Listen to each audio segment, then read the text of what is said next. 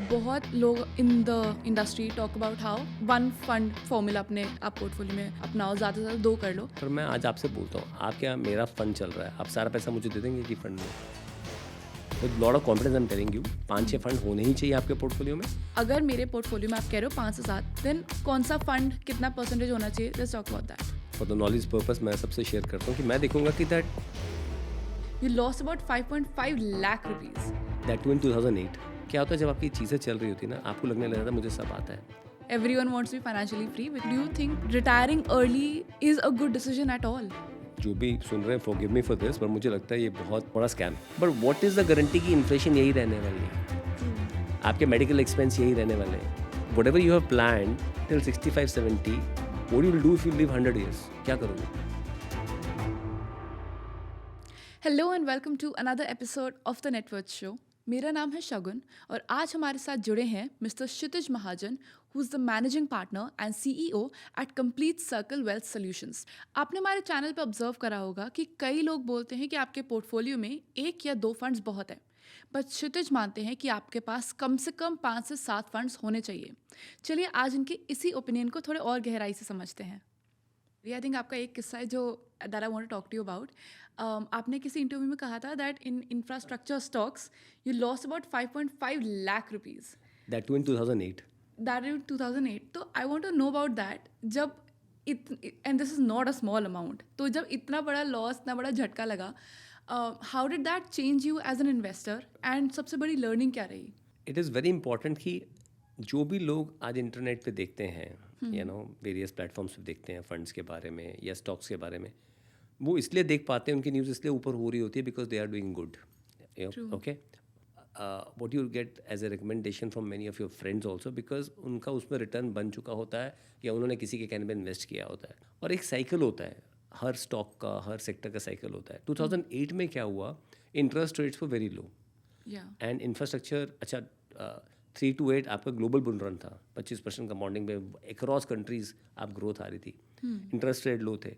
So interest rate लो और high में बहुत फ़र्क होता है। एक्सेल का पूरा जो कैलकुलेशन ख़राब हो जाता है। जितने भी इंफ्रा कंपनीज थे, they were boring money and lot of businesses in India, और उसमें पैसा बना भी था रजिस्टर्ड इंफ्रा कंपनीज में। 8 में suddenly because of global financial crisis, interest rate का पूरा साइकिल जो है वो रिवर्स होना शुरू हो गया आपका। Okay. And from 5% of repo हम 8.5% में चले गए। अब इंटरेस्ट रेट इसलिए इंपॉर्टेंट है कि जो आपका कॉस्ट ऑफ बोरिंग होता है वो लिंक होता है इंटरेस्ट रेट के साथ आपका। तो जिस बिजनेस में आप 9-10% ही बना पा रहे हो, या आपने कैलकुलेशन ऐसे कर रखी है कि आप लो इंटरेस्ट पे बोरो करोगे और वो बिजनेस में आप ज़्यादा पैसा कमाओगे, तो आपके मार्जिन ऑलरेडी बहुत कम रह गए। मोर ओवर लिवरेजिंग ज़्यादा थी कंपनीज़ की, जितने भी इंफ्रा कंपनीज थी। मेरा ही नहीं, जो जो उस समय रहेंगे लोग, उन सबका लॉस हुआ होगा। एंड उस समय मेरे लिए वो बड़ा अमाउंट था जो आप 5.5 लाख की बात कर रहे हो।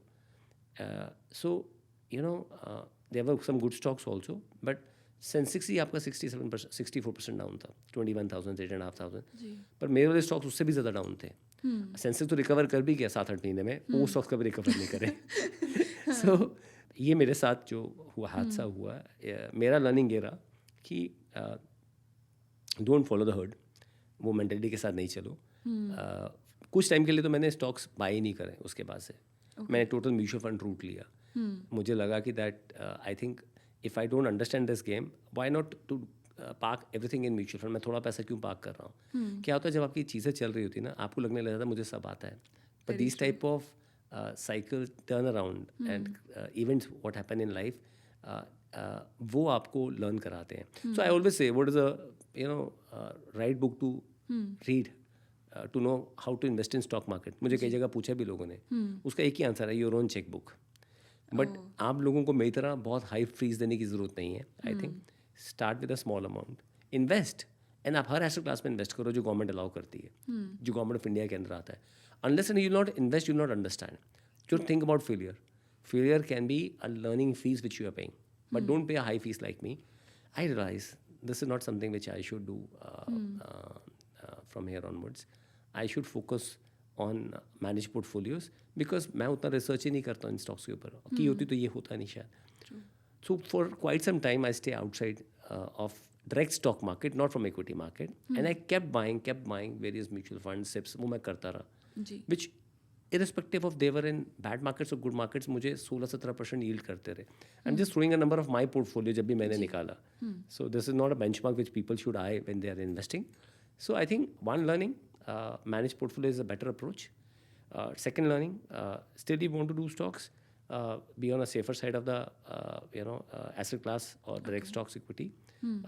Third, put major part of your money towards managed portfolios. Managed portfolio means mutual fund, AIF, PMS, जो भी आपको समझ आता है वो करिए आप. डायरेक्ट स्टॉक होल्डिंग कम रखिए. Fourth, if it's your not full time job, then be careful. If you evaluate the IRR of your portfolio, it will be less than the index fund. So maybe you are happy about few stocks doing good, पर overall आप IRR निकालिए.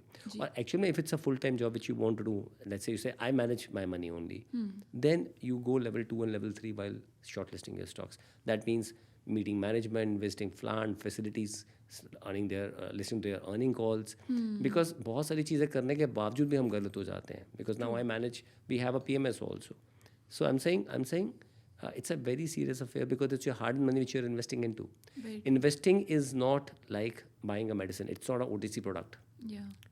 It looks very simple, but what we have seen in last 15 months, I think काफ़ी लोगों का भ्रम दूर हुआ होगा और ये थोड़ा और दूर होना चाहिए because there is too much which goes into when you plan a portfolio for a client. Very true. बहुत लोग in the industry talk about how one fund formula अपने आप पोर्टफोलियो में अपनाओ, ज़्यादा से ज़्यादा 2 कर लो.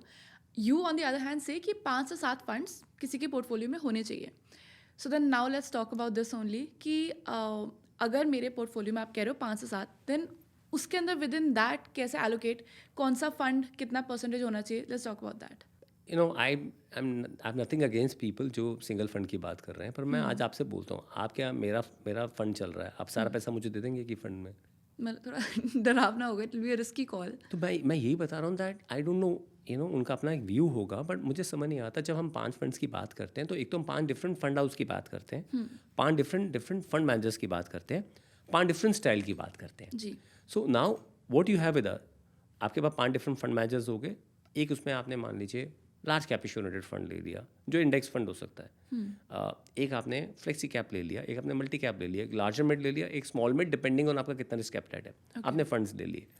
अब वाई वी टॉक अबाउट कि दैट 5 डिफरेंट फंड्स होने चाहिए या 6 डिफरेंट फंड होने चाहिए, बिकॉज आपका रिस्क ओवरऑल बहुत कम हो जाता है because you have diversified means कि आपने स्टाइल ऑफ इन्वेस्टमेंट में भी डाइवर्सिफाई किया, आपने पोर्टफोलियो मैनेजर पे भी डाइवर्सिफाई किया, आपने फंड हाउस पे भी डाइवर्सिफाई किया. Okay. And eight the same time एक और डाइवर्सिफिकेशन इसमें ऐड कर देते हैं कि आपने कैटेगरी पे भी डाइवर्सिफाई किया. स्टाइल ऑफ इन्वेस्टमेंट हो गया, ग्रोथ है, वैल्यू है, कॉन्ट्रा है, मोमेंटम है. सो जब आप ये डिफरेंट स्टाइल के ले लेते हो, और मैं बोल रहा हूँ कि 5-6 funds why it is important because ये आपस में एक दूसरे को कॉम्प्लीमेंट करते हैं.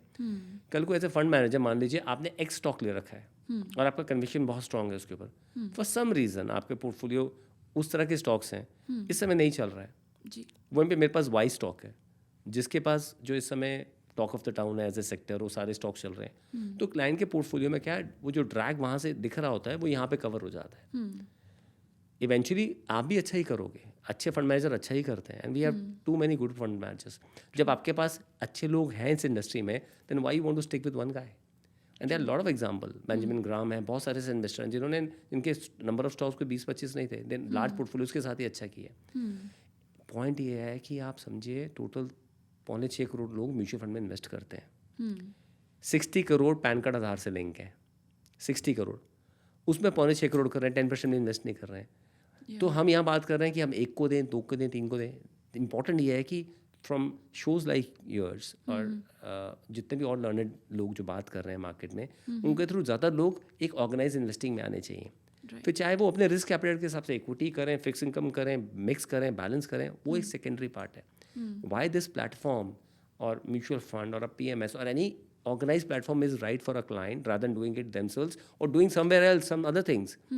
Because यहाँ पे बहुत well regulated infrastructure है. And kudos to SEBI, the way they have been conducting things and doing things in the right favor of clients. अब देखिए ना, अभी recently भी further expense कम किए हैं ताकि clients के ऊपर रिटर्न के ऊपर एक किकर आए और ट्रिगर कम पड़े, एक्सपेंस का लोड कम पड़े. So idea is keep a diversified portfolio. और ये मैं you know with lot of confidence I am telling you, 5-6 fund होने ही चाहिए आपके पोर्टफोलियो में। उन 5-6 फंड में आप सिप्स भी कीजिए। Okay. Yes there are moments where you will like to stop और रिडीम, पर वो एक अलग सिचुएशन है जहाँ पे फंड हाउस के मैट्रिक्स बदल गए हैं, कुछ क्वेश्चन मार्क है the way it's been run, और या फिर कल को आपको आप suddenly you are realizing that you want to have your risk appetite is more and you want to go a little aggressive in your stand. Otherwise there is no need to touch your investments. Okay. And risk appetite, I think आपने अब कम से कम 5 बार mention कर दिया है. And this is very interesting. So how do you even calculate कि मेरी risk appetite है कितनी? What is your process like? हाँ, तो ये भी बहुत इंटरेस्टिंग है। 2020 के बाद से 21-22 में सभी इंडियंस की रिस्क एपेटाइट बहुत ज़्यादा थी क्योंकि वो बहुत एडजस्ट कर लेते हैं अपने रिस्क एपेटाइट को। सडनली लास्ट 1 साल से रिस्क एपेटाइट फिर से कम हो गई है उनकी। सो तो रिस्क एपेटाइट एडजस्ट नहीं होती है, रिस्क एपेटाइट सेम रहती है। ये होता है कि रिस्क टेकिंग कैपेबिलिटीज़ अच्छे टाइम में बढ़ जाती हैं और रिस्क टेकिंग कैपेबिलिटीज़ बुरे टाइम में कम हो जाती हैं। आप एक चीज़ समझिए, आप अपनी इन्वेस्टमेंट्स को गोल के साथ अलाइन कीजिए। Okay. आप जब यहाँ से if you move from Gurgaon to some other place and you have a plan to go to Manesar और Jaipur, you will stop where ever you reach. आप वहीं रुकेंगे जाके। True. अब मानेसर जाना तो मानेसर रुकेंगे, जयपुर जाना तो जयपुर रुकेंगे। अगर आप जस्ट वॉक के लिए निकले हो या ड्राइव पे निकले हो तो आप कभी भी वापस आ जाओगे कहीं से भी, ये हो गया मेरा। But when you have a goal, when your investment is align with a goal, then your investment should continue unless आपका गोल पूरा नहीं हो जाता। जब वो गोल के पास आप आ गए हो, मान लो आपका गोल है 50 लाख का और 6 महीने पहले 50 लाख आ गया, then is a time to move to a safer side. आप आर्बिट्राज में आ गया, लिक्विड फंड में शिफ्ट कर दिया। क्योंकि हो सकता है जब आप पहुंचो गोल के पास मार्केट किसी कारणवश करेक्ट हो रखी है। So I think you align your goal with your investment with your goal, और रिस्क एपेटाइट आप उस हिसाब से डिफाइन करो अपनी गोल प्लानिंग और रिस्क एपेटाइट। अब अगर आप कह रहे हो कि रिस्क एपेटाइट कम है मेरा और मैं प्योर इक्विटी फंड में नहीं जाना चाहता हूँ, एक नॉर्मल मार्केट में, एक अच्छी मार्केट में नहीं कह रहे, तो फिर आप अपने गोल्स थोड़ा फार फेच कीजिए। कुछ गोल तो आप फार फेच कर ही नहीं सकते हो। मान लीजिए आपका रिटायरमेंट का गोल है, हो सकता है अगर आप कुछ कंसल्टेंसी का काम करें या फिर आपके बच्चे के एजुकेशन का गोल है, वो तो फार फेच हो ही नहीं सकता ना। आप क्या कर सकते हैं, अगर आप कह रहे हो मैं कम रिस्क लेके पोर्टफोलियो बनाना चाहता हूँ, फिर आपका बाइंग हाउस का लेट होगा, ट्रैवल का या बड़ी गाड़ी का लेट होगा। So risk appetite is been defined by the way you think कि आप कितना फेयरफुल होते हैं जब मार्केट गिरती है। Okay. अगर आपको पैसे की ज़रूरत नहीं है तो मैं आप सबको ये बोल रहा हूँ दैट इक्विटी में 5 साल 6 साल का अगर पैसा है तो इट्स नॉट रिस्की। पर उससे कम का है, the market can do what it has done in last 1.5 year. तो कई बार मार्केट आपकी पेशेंस टेस्ट करता है। अगर हर साल मार्केट में 13-14% रिटर्न आने लग जाए ना, तो एफडी से पैसा निकल के पूरा इक्विटी में आ जाएगा। True. तो मार्केट आपको रिवॉर्ड करता है आपके रिस्क एपेटाइट हाई होने का, क्योंकि वो 1 साल आता है, 2 साल आता है, नहीं रिटर्न आता है, तीसरे साल उसे कवर कर देता है। End of the day businesses जो हैं वो अंडरलाइन काम अच्छा कर ही रहे हैं, वो तो 15-16 या 17% पे ग्रो कर रहे हैं। It is just because market में डिमांड नहीं है और सेलिंग ज़्यादा है तो अब प्राइस करेक्ट हो रहा है। यही है।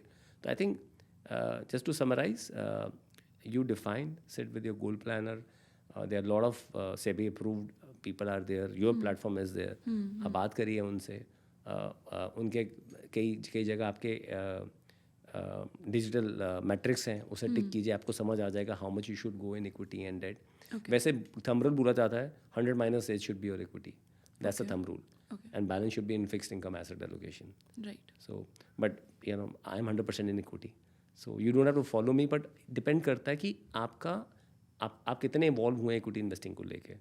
चलो इंफ्रास्ट्रक्चर, हम थीम के बारे में बात कर रहे थे, फिर से लोगों का थीमेटिक फंड्स में बहुत इंटरेस्ट जागा है, एंड इस बार साइकिल आई थिंक आई है एआई की और ईवी की। What is your thought on that? First of all, what's your thought on thematic investing in general? क्या रिटेल इन्वेस्टर्स को थीम्स के चक्कर में पड़ना चाहिए? ये रिस्क एपेटाइट पे डिपेंड करता है इंडिविजुअल की।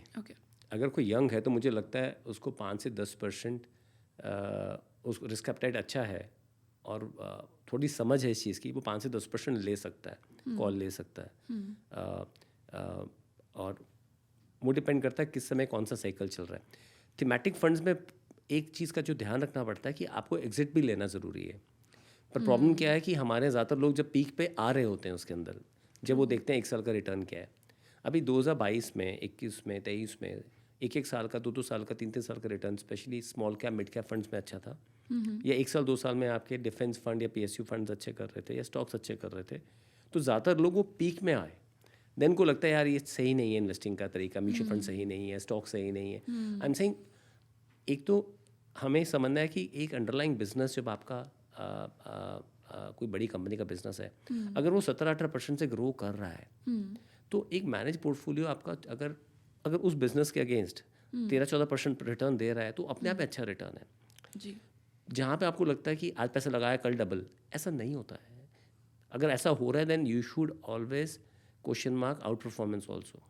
ट्रू। मतलब जैसे अंडर परफॉर्मेंस आप क्वेश्चन मार्क करते हो ना, मेरा स्टॉक क्यों नहीं चला, कुछ ज़्यादा चला तो उस पर भी आपको क्वेश्चन मार्क लगाना चाहिए, यार ये इतना क्यों चल रहा है, जबकि उसकी अंडरलाइंग अर्निंग तो सपोर्ट ही नहीं कर रही है। सो थीमेटिक फंड 5 से 10% हो सकता है। EV2 आपने जो मेरे से AI की बात करी है, it's a future and we can't ignore that. But मैं आपको 25 साल पीछे ले जाता हूँ या 26 साल पीछे ले जाता हूँ। 2001 का जो .com बर्स्ट हुआ था, तब internet was a very big thing. और हमारा टाइम था तब था कि दैट हर चीज़ इंटरनेट पे ही होगी, हर चीज़ यहीं होगी। Many companies they spend zillion of moneys underline cables बिछाने में, अंडरलाइन सी में और इंफ्रास्ट्रक्चर खड़ा करने में, पर उसको स्प्रेड होते होते टाइम लगा। Not everybody was ready. उस समय मुझे याद है इंटरनेट का कॉस्ट कोई 700-800 रुपये महीने का होता था। 25 साल पहले की बात कर रहा हूँ आपसे। आज भी वो कॉस्ट मतलब 700-800 रुपये महीना ही है, पर आज की स्पीड है उस समय की सोचिए आप, और उस समय की इनकम के बारे में सोचिए आप। आई एम सेइंग कहीं ना कहीं infrastructure development ahead of time हो गया एंड सडनली दे रियलाइज कि ये तो पिकअप ही नहीं हो रहा है। And you saw all the companies across IT में वो प्लेट्स की तरह गिर रही थी सारी की सारी। So I think I am not saying कि दैट EV नहीं चलेगा, AI नहीं चलेगा। देखिए AI ना इनेबलर है, it's not a end solution. अभी शो से पहले आपसे बात हो रही थी तो we were talking this only ना दैट इट इज़ एनेबलर। पर एक टाइम ऐसा आएगा जहाँ पे इंडिविजुअल्स विल स्टार्ट कि मैं खुद ही करूँगा ये चीज़। सो किक मिलता है ना छोटे बच्चे को, आज मैं खुद खड़ा होकर चल रहा हूँ, मुझे हाथ नहीं पकड़ना है, मैं खुद बैटिंग करूँगा, ये मैं खुद ख़त्म करता हूँ। तो एक टाइम ऐसा होना शुरू होगा, आपको कि मैं मोबाइल साइड पर रखती हूँ और मैं कैलकुलेशन खुद करूँगी। True, very true. मैं अपने हिसाब से रिसर्च करूँगी। I will look in a book to understand क्या हो रहा है। सो मेरे को अगर कोई आप आर्टिकल दे दोगे I will find it difficult, but अगर आप मुझे ये आपकी इंटेलिजेंट इन्वेस्टर पढ़ी हुई है, आप मेरे को हार्ड कॉपी बुक दोगे मैं पढ़ लूँगा। And few things which you know I want to tell everyone, 3 रुपये या 4 रुपये का सुबह इकोनॉमिक्स टाइम आता है, take out time and read that. आप पढ़ना चाहते हो ना कि मेरे पास तो ET की ऐप है, मेरे पास XYZ की ऐप है, इससे अच्छा आप इकोनॉमिक्स टाइम या कोई भी बिजनेस न्यूज़पेपर पढ़ें, नॉट कि इकोनॉमिक्स टाइम्स ही पढ़ें। जितना पेपर रीडिंग करेंगे ना उतना आपकी ग्रास्पिंग पावर भी बेटर होगी, उतना आपकी बाकी चीज़ें भी बेटर होंगी। So I think I am not saying it's a bubble, but as a theme and one should have in the portfolio as a theme 5-7% portfolio में हो सकता है आपके, ऐसा हो सकता है। मैं 5-7% इसलिए कह रहा हूँ कि फॉर एनी रीज़न अगर उसमें ज़्यादा ब्रेकआउट आता है या ज़्यादा करेक्शन आता है तो बाकी जो पोर्टफोलियो आपका जो लार्ज कैपिश है या मल्टी कैप है, बाकी चीज़ें will take care of this part. Right. Thematic funds में आपको थीम्स पिक करने पड़ेंगे जो अर्ली थीम्स हैं। टेक फॉर एग्जांपल गवर्नमेंट ने GST काटा, उससे डिमांड आपकी स्पर होगी। कौन सी डिमांड चलेगी आपकी? आपकी एग्रीकल्चर अच्छा हुआ है तो आपका रूरल इंडिया में डिमांड अच्छी होगी, तो कंजम्पशन में आप डिस्क्रिशनरी स्टॉक्स लोगे कि आप स्टेपल्स लोगे, क्या लोगे, तो आपको वो डिसाइड करना है। बहुत ज़्यादा डीप है, तो आपने एक कंजम्पशन फंड सोचा मैं ले लूँ, इसको ले लूँ। Again this is for learning purpose, but I am saying वो कंजम्पशन फंड में वो डिस्क्रिशनरी वाले स्टॉक्स हैं कि नॉन डिस्क्रिशनरी वाले स्टॉक्स हैं कि बेसिक स्टॉक्स हैं, क्योंकि अगर GST कट भी गया, अगर इंडिया 2 बार ब्रश कर रहा है दिन में, 3 बार तो करना नहीं शुरू कर देगा ना। तो आई एम सेइंग कितना आप टूथपेस्ट और बेच दोगे या कितनी बेसिक चीज़ें मतलब और बेच दोगे, तो आपको देखना है what type of businesses which will get benefit out of it. और अगर वो 1-2 क्वार्टर का किकर आने वाला है then you should be careful, because आपने लॉन्ग टर्म के लिए इन्वेस्ट कर दिया है। Right. So I think thematic funds और sectoral fund you should know when to exit. Okay, ये जो आपका थिंकिंग प्रोसेस जो आपने मुझे बताया, this is very fascinating to me. So then my next question naturally will be कि अगर मैंने फॉर एग्जांपल एक थीम सेलेक्ट कर लिया, राइट, कंज्यूमर्स की आपने बात करी, let's talk about consumption theme only. अब इसके अंदर जो मेरा एक स्टॉक सिलेक्शन या फंड सिलेक्शन प्रोसेस होना चाहिए, लेट्स टॉक अबाउट दैट। आप कैसे डिसाइड करोगे कि मुझे इस पर्टिकुलर स्टॉक में इन्वेस्ट करना है, किस पर्टिकुलर फंड में इन्वेस्ट करना है? What's your analysis process like? नहीं, very interesting this question is, and for the knowledge purpose मैं सबसे शेयर करता हूँ कि मैं देखूंगा कि दैट अगर गवर्नमेंट की पॉलिसीज़ आज की डेट में हैं, जैसे गवर्नमेंट ने क्या की चीज़ें पॉलिसीज़ या फिर इस समय जो पॉजिटिव पॉलिसीज़ जो इस समय है, लास्ट बजट में आपका इनकम टैक्स के स्लैब्स इंक्रीज़ कर दिए, 12 लाख तक कोई टैक्स नहीं है आपका। जीएसटी सॉरी रेपो आपका 5.25 पे आ गया, 125 बिप्स कट हो गया। जी। लोन्स की बात अगर आप करते हो तो मेरा अपना जो होम लोन है वो 8.5 8.75 के आसपास चला गया था, अभी 7.35 7.4 के आसपास है। ओके। सो इसी तरह से बाकी लोन आपके कम हो गए। तो तीसरा जीएसटी कट गया आपका, जिस कारण से बेसिक प्रोडक्ट्स की कॉस्ट थोड़ी कम हो गई। सो आपके हाथ में टेक होम सैलरी ज़्यादा है, ओके। आपके जो लोन की ईएमआई कम है, आपके पास बेसिक एक्सपेंस के कारण आपके जैसे अगर किसी का 10,000 का खर्चा था तो 1,000 प्लस उसका बच रहा है। सो ये तीनों चीज़ें हो गई हैं। जी। तो that means you have some spare money, that spare money can go in investments.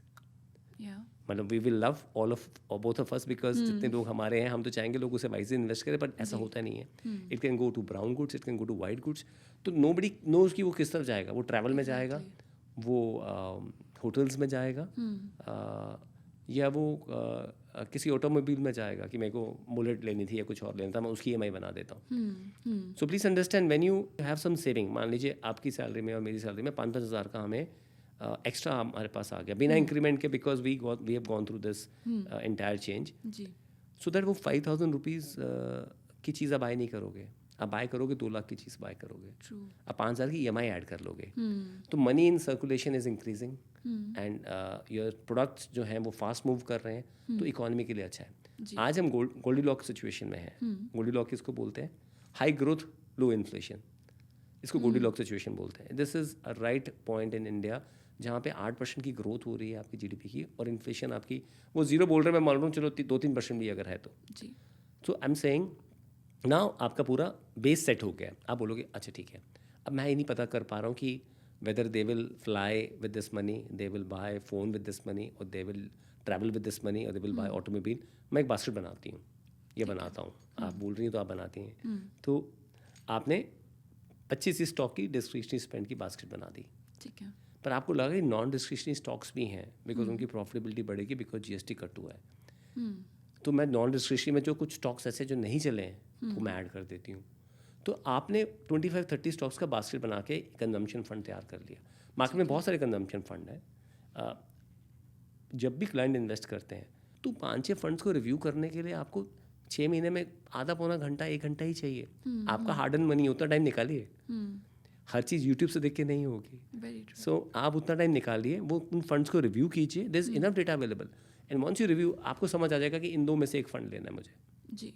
तो वो कन्फ्यूजन तो आज की डेट में किसी को भी रहेगी, इतनी ऑप्शंस हैं, कौन सा कंजम्पशन फंड लूँ। बट ये बेस बना के फिर चाहे वो बैंकिंग सेक्टर आज की डेट में फाइनेंशियलाइजेशन सेविंग की बात करते हैं, आज बैंक निफ्टी का परफॉर्मेंस निफ्टी से कम है। तो देयर आर सो मेनी, अब large banks will do well, small banks will do well, mediators जो हैं इन्वेस्टिंग के वो अच्छा करेंगे, इंश्योरेंस कंपनीज अच्छा करेंगी, ब्रोकिंग अच्छा करेगा, कि म्यूचुअल फंड कंपनी अच्छा करेंगी, कौन अच्छा करेगा, या फिर एनबीएफसीज अच्छा करेंगी, लोन कंपनीज अच्छा करेंगी। तो आपने बास्केट बना लिया एक पूरा का पूरा।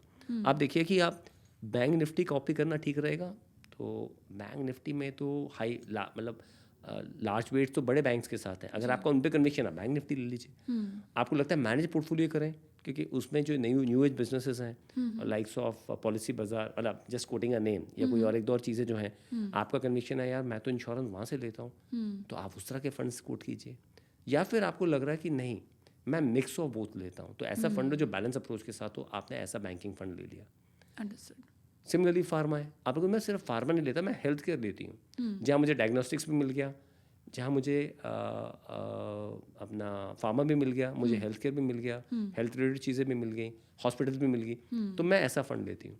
Understood. So I am saying जो सेक्टर अंडर वैल्यूड आज की डेट में, ऐसा कोई एक सेक्टर आप ले लीजिए, कोई भी सेक्टर आपको समझ आता है ब्रॉडर, वो 5 से 7%, बहुत हाई रिस्क है तो 10% तक आप एलोकेशन कीजिए।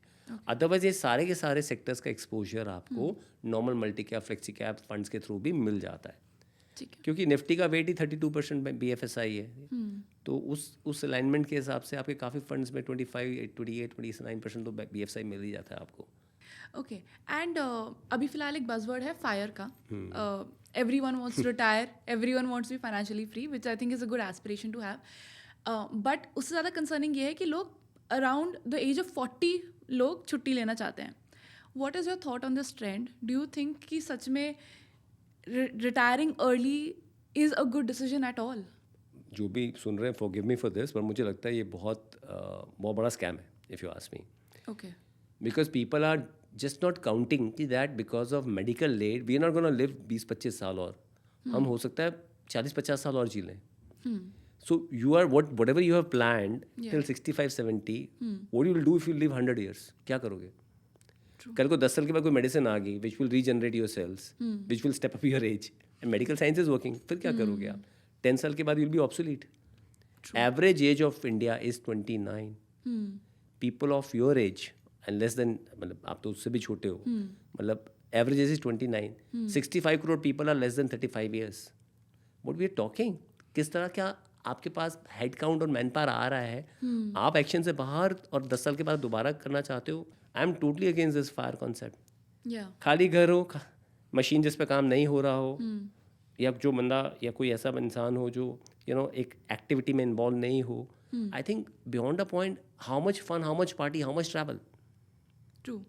So sometime, please understand, I'm not saying that you should slog. If you have a dream, you have planned it well, get retired. But yes, आप ये बोलो that I will like to work at my own will. मैं अपने तरह से अपने तरीके से काम करूँगा. मैं कंसल्टेंसी करूँगा और लिमिटेड प्रोजेक्ट्स पे काम करूँगा. I'm not saying कि आप लोग जॉब ही करते रहें. And I don't want that. I don't want that. But fire as a concept, please go back. दोबारा से कैलकुलेशन एक बार करिए. 6% इन्फ्लेशन लीजिए. थंब रूल होता है कंपाउंडिंग का 72 oblique R for every one. अगर रेट ऑफ ग्रोथ आपका 12% है तो 72 oblique R के हिसाब से 72 oblique 12 मीन 6 years में पैसा डबल होता है आपका. ये थंब रूल है आपका कंपाउंडिंग. अगर 15% है तो 5 years के आसपास होता है. 18% तो 4 years के आसपास होता है.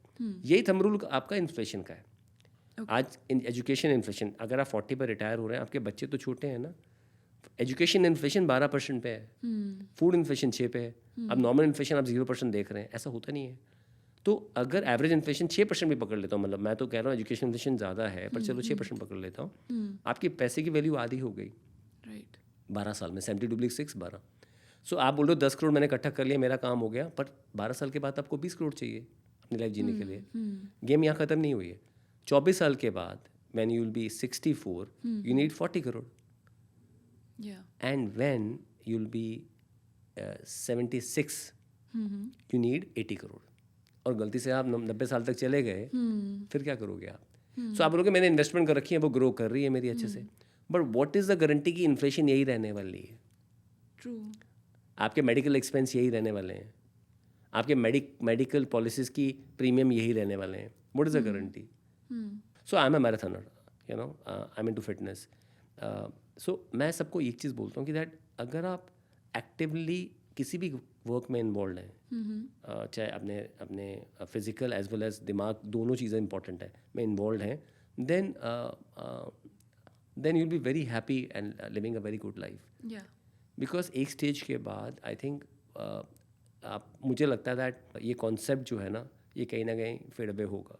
Right. So please do live your life, do whatever you want to do, but maybe not financially independent, retire early, financially independent and working at your own will. Right. And now that we're talking about all of these factors, I think ये बहुत बड़ा wake up call था that as, जैसे मुझे लगता है एक बहुत ही अंडर वैल्यूड फैक्टर है जो लोग नहीं वैल्यू करते when they are calculating the retirement का कॉर्पस, कि what if you live 10 years more, Right. what if you live 20 years more? Right. इसके अलावा क्या आपने और कोई फैक्टर्स रिकॉग्नाइज करे हैं that people should keep in mind when calculating the retirement corpus? Yes. जिनके 2 बच्चे हैं, I think they should take 8 to 10% inflation into count. Okay. Because आपके लिए सबसे बड़ा एक्सपेंस एजुकेशन का है. As a parent, so I have 2 kids. I have a human daughter.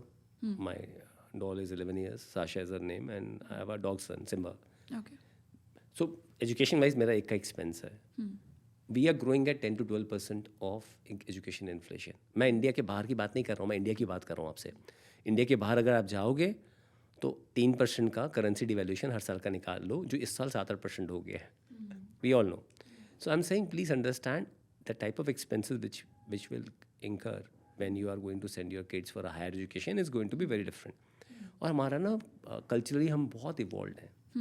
हम लोग एज ए नेशन हम लोग बहुत मतलब अच्छे कल्चर के वैल्यू सिस्टम से आते हैं हम लोग. और वो वैल्यू सिस्टम के हिसाब से मतलब we will not like our kids specially in India. मुझे तो नहीं लगता ऐसा कॉन्सेप्ट आया जहाँ पे वी से दैट यू पे your own faeces. So basic education का हमें लगता है एज ए पेरेंट वो हमारी रिस्पॉन्सिबिलिटी है अपने बच्चे को देना, अगर अच्छा इंसान बनाना. वो हमारे वैल्यू सिस्टम में वेदों से है, चल रहा है और अभी भी है और आगे इंक्रेन होगा. तो आप जो लोग जिनके स्पेशली एक भी हो या दो हो, पर दो लोगों के लिए और भी इम्पोर्टेंट है कि वो आने वाले टाइम में 8 से 10% का इन्फ्लेशन का पार्ट लेके चलें अपनी प्लानिंग में. तो what ever you're thinking is a fees now, तो 10% से इन्फ्लेशन से उसे आप इक्वेट करें स्पेशली, बिकॉज वो एक बहुत इंपॉर्टेंट फैक्टर है. बिकॉज सबसे बड़ा गैप आपका वही होगा. नोबडी वांट्स कि वो चीज़ पे गैप आए. पर बहुत सिंपल है. मैं तो चाहता हूँ people who are not even married and they are planning to get married and have a family, वो आज से प्लान करें. इतना ब्यूटीफुल टूल है कंपाउंडिंग का. आपने आज शुरू करा और लेट्स से आप 30 साल तक आपने सिप करा और 15% आप ग्रोथ आ गई तो 64 टाइम्स हो जाएगा आपका. राइट. और लेट्स से 12% से ग्रोथ आ गई आपकी, 12 से ग्रोथ आ गई तो वो 32 टाइम्स हो जाएगा आपका. सो बहुत फ़र्क पड़ता है कि आप कब शुरू करना चाहते हैं. तीसरा एक इम्पॉर्टेंट चीज़ जो है आपके medical expenses. It's not been taken into count. If you ask me, हमें लगता है कि दैट अरे 25 लाख की इंश्योरेंस है, 50 लाख की इंश्योरेंस है. Unluckily I have gone through lot of this parents health issues. तो मैं आपको बता सकता हूँ दैट वहाँ तो टैप ऑन हो जाता है खर्चे का, आप सोच ही नहीं सकते हो. तो आपको प्लान करना है properly. Right. And if you are young you will give a lesser premium.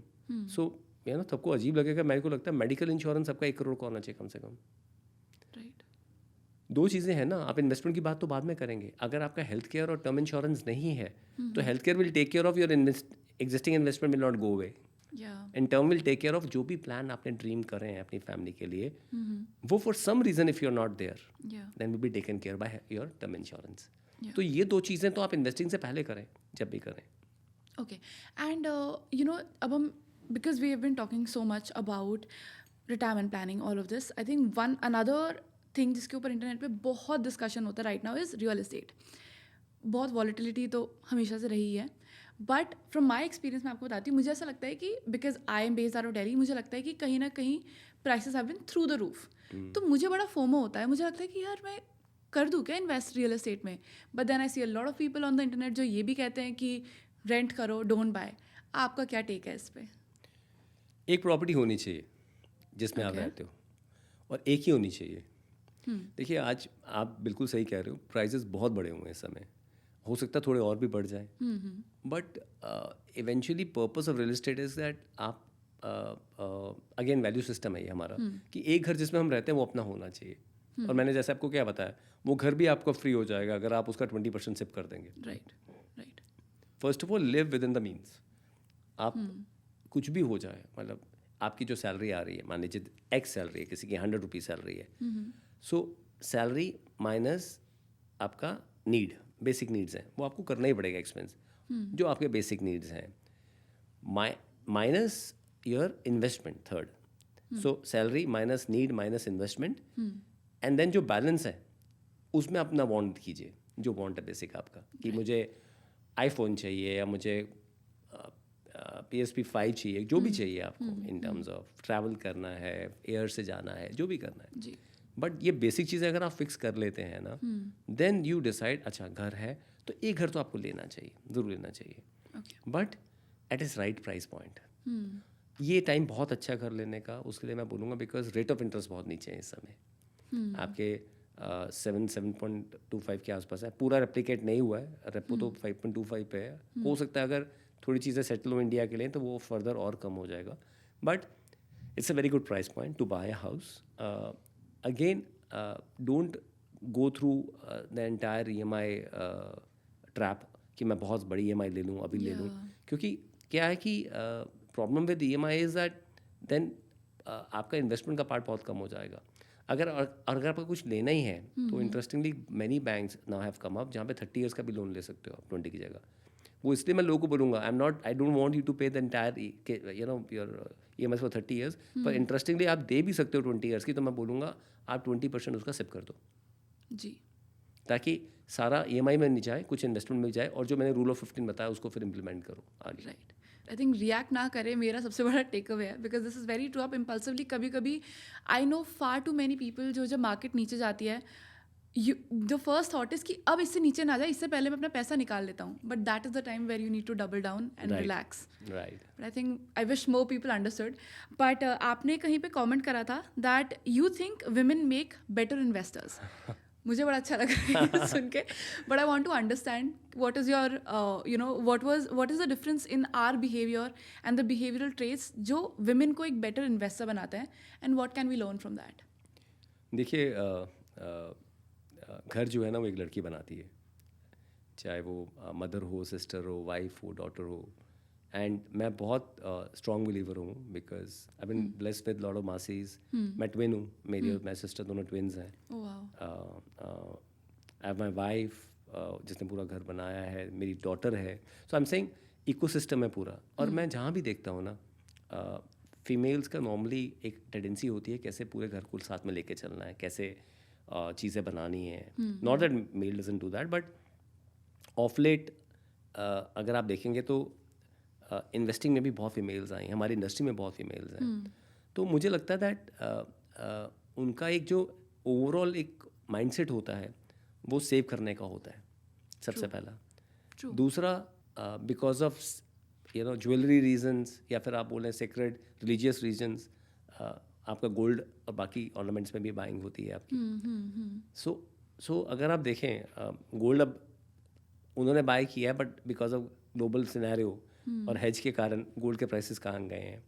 So capital market में तो रिटर्न बनता ही है साथ में, जो वो इन्वेस्ट करती हैं, बट साथ में गोल्ड में और बाकी चीज़ों में भी रिटर्न अच्छा बनता है, जो नॉर्मली हम लोग मिस कर देते हैं। मुझे ऐसा लगता है that we focus on broader aspects कि हाँ गोल्ड होना चाहिए, 5% होना चाहिए, but the way they invest, the way they save, you can't, मतलब सरप्राइजिंगली वो आपको पता चलेगा कि कुछ भी चीज़ों में से हाउस वाइफ भी होंगी, उनके पास एलोकेशन होगी कहीं ना कहीं, उन्होंने इकट्ठा कर रखा होगा। एंड मतलब मेरे साथ तो ये हुआ ही लास्ट जैन में, my wife wanted to buy something gold में, तो मैं मना करता है, क्यों लेना है, एक बार पहनना होता है नॉल। अभी वो मेरे से एक साथ में पूछ रहे हैं क्या रिटर्न है आपका, मेरा क्या रिटर्न है। मैं ऐसे हम टांग खींच रहे थे दूसरे की, but this is on a serious note that I think female जो हैं हमारे, स्पेशली हमारे देश की जो फीमेल्स हैं, वो एक बहुत अच्छी मैनेजर्स हैं, और पूरा घर मैनेज करते हैं। At the same time they are very good savers also. तो overall I owe this to my country females, that उनका जो माइंडसेट है वो बहुत सेविंग ओरिएंटेड है, और सेविंग में गोल्ड कहीं ना कहीं आ जाता है, तो उससे किकर भी मिल जाता है। तो I strongly feel that they are better managers than male. Yeah. Okay. And now I want to talk about your personal finance journey thoda sa. Because we call this the net worth show, I'll have to ask you this question then. Right. Can we talk about your net worth and फिलहाल आपका asset allocation कैसे दिखता है? So I have one house, and उसके ऊपर loan है और मैं EMI दे रहा हूँ जी। और मैं वो प्री EMI कभी भी पूरी पे कर सकता हूँ, पर मैं पे नहीं करूँगा क्योंकि EMI मेरी 7.25 पे है। मेरा फैमिली पोर्टफोलियो 16-17% पे ग्रो कर रहा है। आप समझ जाओ जो मैंने अब पूरे शो में बोला है, तो आई डोंट वांट टू। और उसमें मेरा 8 साल तो हो चुके हैं, 7 साल हो चुके हैं, तो अब प्रिंसिपल ज़्यादा जाता है, पड़ा हुआ है, चल रहा है, चलने दो। मेरा अपना पोर्टफोलियो जो फैमिली का है वो पूरा 100% इक्विटी है, जो इन्वेस्टिंग मेरा पोर्टफोलियो है। फिजिकल गोल्ड का आई डोंट नो, जो गिफ्टिंग वाला होगा वो होगा, बट जो मेरा पोर्टफोलियो है वो 100% इक्विटी है। उसके सिवाय there is a family, because I am from Himachal, तो वहाँ पे एक घर है हमारा। So if you equate on to 100 rupees, so you can say my, because my house is little costly, इसलिए वो वैल्यू ज़्यादा है, बट आप समझ सकते हो कि मेरा 45-50% इक्विटी में होगा, और मे बी 40-45% रियल इस्टेट में होगा, एंड 5% जो है मेरा वो गोल्ड में होगा। ये 3 एसेट क्लास है मेरे पास, और कुछ नहीं है। बट जो मेरा रियल इस्टेट में एक्सपोजर है वो बिकॉज ऑफ दिस हाउस मेरा एक्सपोजर है, which is little costly. Otherwise broadly यही शो अगर आप 5 साल के बाद कर रहे होंगे तो I am sure I think मेरा 80-90% इक्विटी में होगा पोर्टफोलियो। फर्दर जो भी एलोकेशन जाती है एज ए फैमिली, जब मेरे मामा पापा भी थे यहाँ पे, 100% हमारी फैमिली की जो एलोकेशन जाती है वो इक्विटी में जाती है। और ये आज से नहीं, पिछले 2008 के बाद से, मैं ग्लोबल फाइनेंशियल क्राइसिस के बाद से बात कर रहा हूँ। आई थिंक एक छोटा अमाउंट एफडी का बिकॉज ऑफ लॉकर बैंक का आई थिंक वो पड़ा होगा, I don't even know, but वो लॉकर के लिए जो चाहिए होता है। Otherwise nothing in fix income, everything is in equity. हर चीज़ जो है वो इक्विटी में है। वो इसलिए भी है बिकॉज बहुत ज़्यादा सारे गोल डिफाइंड है मेरे। मेरा एक ही गोल है अभी तो बड़ा, जो मेरी डॉटर की एजुकेशन का आएगा। उसके सिवाय तो रिटायरमेंट गोल्ड। और मैं जब आपके शुबे बोल रहा हूँ रिटायर होना ही नहीं चाहिए, और मेरी अपनी कंपनी है, तो रिटायरमेंट का कोई प्लान ही नहीं है। So I think main goal यही है, that one goal which is coming, जो आ सकता है हर एजुकेशन, एंड मैं उसमें 11-12% का इन्फ्लेशन लेके चल रहा हूँ मैं अपने एक कैलकुलेशन के लिए, बिकॉज वो है 8-10% का तो है ही है। तो this is the breakup of my portfolio. Understood. And अगर इस कॉन्वर्जेशन को सुनने के बाद आप चाहते हैं कि हमारी ऑडियंस एक लेसन लेके जाए अपने साथ after watching this, what would you want that to be? Just for everyone मैं शेयर करता हूँ, 50% मेरा अपना जो पोर्टफोलियो है, जो मंथली इन्वेस्टमेंट्स हैं, वो म्यूचुअल फंड में जाती हैं। So we run our own PMS, हमारा अपना PMS है, 50% मेरा PMS में जाता है। तो जबकि मेरा अपना PMS है, still I invest in mutual fund outside. So investing it's not a OTC product, मतलब OTC का मतलब ओवर द काउंटर प्रोडक्ट नहीं है कि आपको सर दर्द हुआ आपने सेरेडोन ले ली, कॉम्बीफ्लैम ले लिया, या बुखार आया तो यू नो आपने पैरासीटामोल ले लिया। ये बहुत सीरियस इन्वेस्टिंग गेम है, आपका हार्ड एंड मनी है। If you don't understand this well, तो किसी के बोलने पे इन्वेस्ट मत करिए, एक मैनेज पोर्टफोलियो अप्रोच दीजिए। चाहे आप सीधा करिए इन्वेस्ट, आपको लगता है एक्सपेंस ज़्यादा, आप ETF में करिए, आप इंडेक्स फंड में करिए, बट मेरा रिक्वेस्ट है लेवल 2 लेवल 3 जाइए, सिर्फ रिटर्न्स मत देखिए और भेड़ चाल में मत जाइए, and trust the process and be discipline. Come what में, फिर डिसिप्लिन ही है आपको आगे लेके जाएगा। मार्केट ऊपर है, नीचे है, आगे है, पीछे है, अगर आप गोल तक नहीं पहुंचे हैं आपको रुकना नहीं है, as simple as that. And trust India as a country, we will do very well, ये मैं बता सकता हूँ आपको। अगले 10 से 15 साल इंडिया के लिए बहुत अच्छे होने वाले हैं। सो बेट लगाना ही है तो इंडिया पे बेट कीजिए। राइट, आई थिंक आपने बिल्कुल परफेक्ट समरी दे दिया है। मेरा भी सबसे बड़ा टेक अवे यही था, दैट डिसिप्लिन एंड इंडिया की ग्रोथ में conviction. Right, and thank you so much for coming on the show, and I had such a wonderful time. Thank you for having me. And you too, I hope आपको ये conversation पसंद आया हो। आपका सबसे बड़ा take away क्या था, मुझे कमेंट्स में ज़रूर बताइएगा। अब मैं आपसे मिलूंगी on the next episode of the net worth show, so take care until then. Investment in the securities market is subject to market risks. Read all the related documents carefully before investing.